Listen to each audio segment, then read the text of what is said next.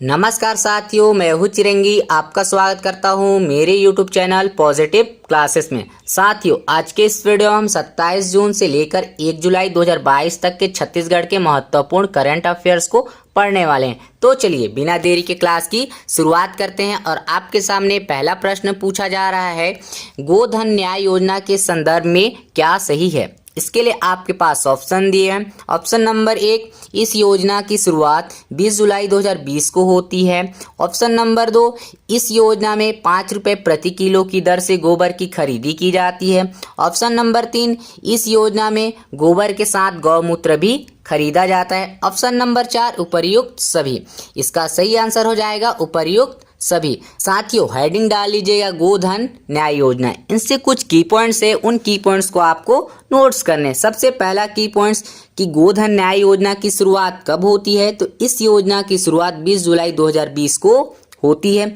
दूसरा पॉइंट्स, गोधन न्याय योजना की शुरुआत किसके द्वारा की जाती है, तो श्री भूपेश बघेल जी के द्वारा किया जाता है। तीसरा पॉइंट्स, गोधन न्याय योजना का मुख्य उद्देश्य क्या है, तो इस योजना का मुख्य उद्देश्य जैविक खेती को बढ़ावा देना, शहरी स्तर पर रोजगार के नए अवसर प्रदान करना तथा गाय पालन एवं गाय संरक्षण को बढ़ावा देने के साथ साथ जो पशुपालक हैं उनको आर्थिक रूप से लाभान्वित करने के उद्देश्य से गोधन न्याय योजना की शुरुआत की गई थी।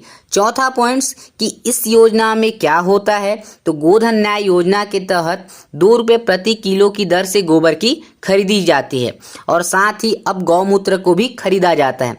लेकिन अब पांचवा पॉइंट याद रखिएगा कि क्या हुआ है कि गोबर की खरीदी अब 2 रुपये प्रति किलो की दर से न खरीद कर 5 रुपये प्रति किलो की दर से की जाएगी। तो याद रखिएगा, पहले कितने रुपए किलो से खरीदी जा रही थी, तो 2 रुपये प्रति किलो की दर से। लेकिन अब कितने रुपए किलो से खरीदी जाएगी, तो 5 रुपये प्रति किलो की दर से खरीदी जाएगी। तो इतना पॉइंट आप याद रखिएगा। साथियों, अगला प्रश्न देखते हैं क्या पूछा जा रहा है। छत्तीसगढ़ अमर जवान ज्योति व शहीद स्मारक की स्थापना कहाँ पर किया जा रहा है। इसके लिए आपके पास ऑप्शन दिए। Option number 1 Nava Raipur, option number 2 Patan Durg, option number 3 Rajnandgaon, option number 4 Bilaspur. इसका सही आंसर हो जाएगा ऑप्शन नंबर 1 नवा रायपुर। यानी छत्तीसगढ़ अमर जवान ज्योति व शहीद स्मारक की स्थापना कहाँ पर हो रही है, तो यह रायपुर जिला में हो रही है।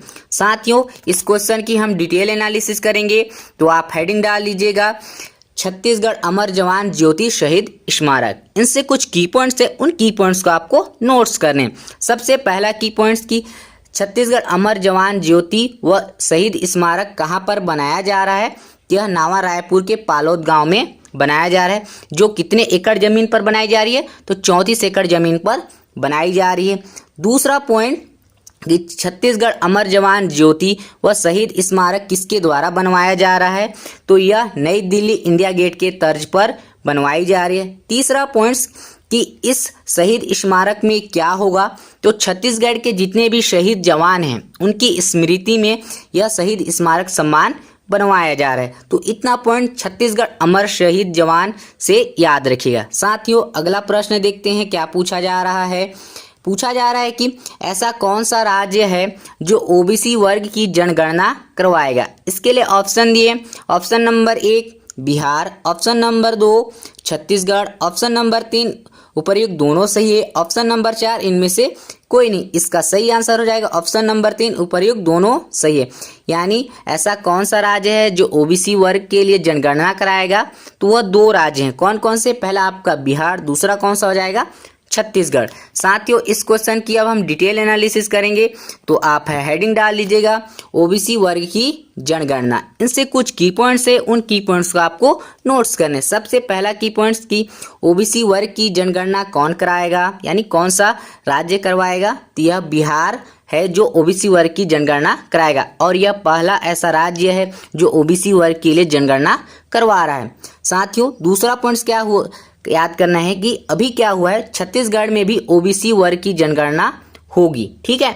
तीसरा पॉइंट कि जिसके लिए क्या किया गया है कि 14 सूत्री भागों की एक प्रस्ताव है ना, एक प्रस्ताव जो है प्रधानमंत्री नरेंद्र मोदी जी को भेज दिया गया है, जिसमें क्या हुआ तो ओबीसी वर्ग की जनगणना के लिए प्रस्ताव को भेजा गया है। चौथा पॉइंट्स, जनगणना क्यों कराई जा रही है? तो ओबीसी वर्ग जो हैं उनको नौकरियों की पदनियुक्ति और स्कूलों में दाखिला और छात्रवृत्तियों में ओबीसी वर्ग को अच्छी तरीके से लाभ नहीं मिल पाता है, इसलिए ओबीसी वर्ग की जनगणना कराई जा रही है। साथियों, अब हम अगला प्रश्न देखते हैं क्या पूछा जा रहा है।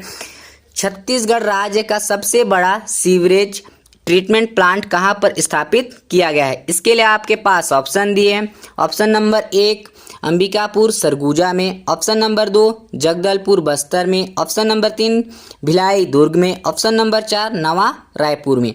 इसका सही आंसर हो जाएगा ऑप्शन नंबर 4 नवा रायपुर में। यानी छत्तीसगढ़ राज्य का सबसे बड़ा सीवरेज ट्रीटमेंट प्लांट कहाँ पर स्थापित किया गया? तो वह नवा रायपुर में किया गया। साथियों, इस क्वेश्चन की हम डिटेल एनालिसिस करेंगे, तो आप हेडिंग डाल लीजिएगा छत्तीसगढ़ का सबसे बड़ा सीवरेज ट्रीटमेंट प्लांट। इनसे कुछ की पॉइंट्स है, उन की पॉइंट्स को आपको नोट्स करने। सबसे पहला की पॉइंट्स की छत्तीसगढ़ का सबसे बड़ा सीवरेज ट्रीटमेंट प्लांट कहाँ पर स्थापित किया गया है? तो यह नवा रायपुर में किया जा रहा है। ठीक है। दूसरा पॉइंट्स, इसका शुभारंभ किसने किया? तो श्री भूपेश बघेल जी के द्वारा किया गया। तीसरा पॉइंट्स, किसके द्वारा यह बनवाया जा रहा है? तो यह नगर निगम पालिका रायपुर के द्वारा बनवाया जा रहा है। चौथा पॉइंट्स की छत्तीसगढ़ का सबसे बड़ा सीवरेज ट्रीटमेंट प्लांट में क्या होगा? तो इसमें जो शहर में जो आने वाली गंदगी है उन गंदगियों को ट्रीट यानी शुद्ध करके फैक्ट्रियां हो गई, उद्योग, इनमें सप्लाई किया जाएगा। पांचवा पॉइंट्स की इस सीवरेज ट्रीटमेंट प्लांट की क्षमता कितनी है? तो 90 MLD है। छठवां पॉइंट्स, इस सीवरेज ट्रीटमेंट प्लांट के लिए कितनी लागत लगी है? तो इसके लिए 150 करोड़ रुपए की लागत लगी है, जो प्रदेश का सबसे बड़ा सीवरेज ट्रीटमेंट प्लांट होगा। साथियों, अब हम अगला प्रश्न देख लेते हैं क्या पूछा जा रहा है। प्रवेश तथा फीस विनियामक समिति के अध्यक्ष कौन हैं? इसके लिए ऑप्शन दिया हुआ है। ऑप्शन नंबर 1 न्यायाधीश Prabhat Kumar Shastri, option number 2 Avnish Kumar Sharan, option number 3 doctor Vishnu Dutt, option number 4 Yogesh Valyarni. इसका सही आंसर हो जाएगा ऑप्शन नंबर 1 न्यायाधीश प्रभात कुमार शास्त्री। यानी प्रवेश तथा फीस विनियामक समिति के अध्यक्ष कौन है? तो न्यायाधीश प्रभात कुमार शास्त्री जी हैं। साथियों, इस क्वेश्चन की भी हम डिटेल एनालिसिस करेंगे, तो आप हेडिंग डाल लीजिएगा प्रवेश तथा फीस विनियामक समिति। इनसे कुछ की पॉइंट्स है, उन की पॉइंट्स को आपको नोट्स करने। सबसे पहला की पॉइंट्स कि अभी क्या हुआ है, छत्तीसगढ़ में प्रवेश तथा फीस विनियामक समिति का गठन किया गया, जिसमें क्या होगा कि प्रवेश तथा फीस विनियामक समिति के द्वारा छत्तीसगढ़ के 34 पाठ्यक्रमों का फीस निर्धारण एवं उनका पुनर्निरीक्षण किया जाएगा। वे 34 पाठ्यक्रम कौन कौन से? जैसे कि आपका MBBS, दूसरा BDS, MCA, MTech, BTech इत्यादि ऐसे 34 पाठ्यक्रम होंगे जिनके फीस व प्रवेश का, है ना, फीस का निर्धारण व उनका पुनर्निरीक्षण कौन करेगा? तो विनियामक समिति के द्वारा किया जाएगा। इसके लिए अध्यक्ष किसे बनाया गया है? तो न्यायाधीश प्रभात कुमार शास्त्री जी को बनाया गया है। तो इतना पॉइंट आप इससे याद रखिएगा। अगला प्रश्न देखते हैं क्या पूछा जा रहा है। ओपन राष्ट्रीय जूनियर एवं यूथ टेबल टेनिस प्रतियोगिता 2022 अलेपी केरल के लिए छत्तीसगढ़ से किसका चयन हुआ है? इसके लिए ऑप्शन दिया हुआ है। Option number 1 Dnyaneshwari Yadav, option number 2 Prarthana Salve, option number 3 Moni Adala, option number 4 Deepti Mandwani. इसका सही आंसर हो जाएगा ऑप्शन नंबर 4 दीप्ति मंडवानी। यानी ओपन राष्ट्रीय जूनियर एवं यूथ टेबल टेनिस प्रतियोगिता 2022 ओलेपी केरल के लिए किसका चयन हुआ है? तो छत्तीसगढ़ से दीप्ति मंडवानी का चयन हुआ है। और दीप्ति मंडवानी छत्तीसगढ़ के कौन से जिले से बिलोंग्स करती हैं? यह कोंडागांव जिले से बिलोंग्स करती हैं। साथियों, अब हम इस क्वेश्चन की डिटेल एनालिसिस करेंगे, तो आप हेडिंग डाल लीजिएगा ओपन राष्ट्रीय जूनियर एवं यूथ टेबल टेनिस प्रतियोगिता 2022। सबसे पहला की पॉइंट्स की ओपन राष्ट्रीय जूनियर एवं यूथ टेबल टेनिस प्रतियोगिता 2022 का आयोजन कहाँ होगा? तो यह अलेपी केरल में होगा। दूसरा पॉइंट्स कब से कब तक हो रहा है? तो 17 जून से लेकर 23 जून तक इसका आयोजन किया जा रहा है।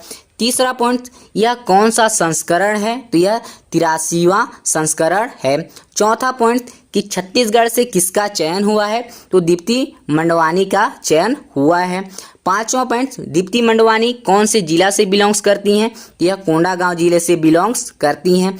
6वां अन्य पॉइंट यह याद रखिएगा कि दीप्ति मंडवानी ने 13 बार टेबल टेनिस नेशनल खेल में अपना बेहतर प्रदर्शन दे चुके हैं, जो एक वर्ल्ड रिकॉर्ड या रिकॉर्ड बनाती हैं। साथियों, ये रहा आज का सेक्शन। आपको कैसा लगा कमेंट सेक्शन में कमेंट जरूर कीजिएगा। मिलते हैं अगली वीडियो में, तब तक दीजिए हमें इजाज़त। धन्यवाद।